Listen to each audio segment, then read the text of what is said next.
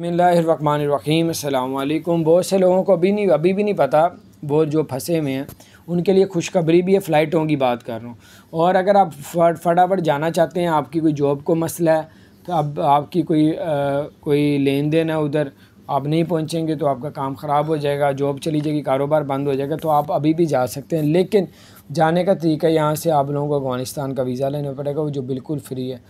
यहाँ आपको कीनिया का वीज़ा लेना पड़ेगा, 15,000 रुपये का ये वीज़ा। अफ़गानिस्तान का भी वीज़ा तब आपको फ्री मिलेगा जब आप ख़ुद इस्लामाबाद जाएंगे तो वीज़ा लगवाएंगे। अगर आप पेशावर से या कराची से वीज़ा लगवाते हैं अफ़गानिस्तान को, तो फिर वहाँ पे एक येलो कलर की पर्ची भी दी जाती है, जिस पे आपके वीज़े की स्टेटस और कोड वर्ड्स होते हैं वो दिए जाएंगे। फिर आप आगे जा सकेंगे, ट्रैवल कर सकेंगे। नहीं करेंगे तो फिर आपको अफ़गानिस्तान में एंट्री नहीं दी जाएगी, तो प्रॉब्लम खड़ी हो जाएगी। तो अगर आप लोगों ने इस्लामाबाद से लिया वीज़ा, तो उसमें फिर वो पर्ची लेने की या वो कोड वगैरह लेने की ज़रूरत नहीं पड़ेगी।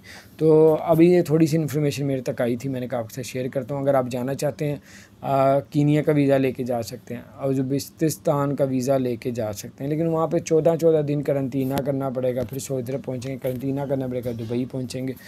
तो सऊदी अरब ने तो कहा है कि आपको करंटीना नहीं करना पड़ेगा उनके मुल्क में, लेकिन इन मुल्कों से आएंगे तो वहाँ पे करना पड़ेगा।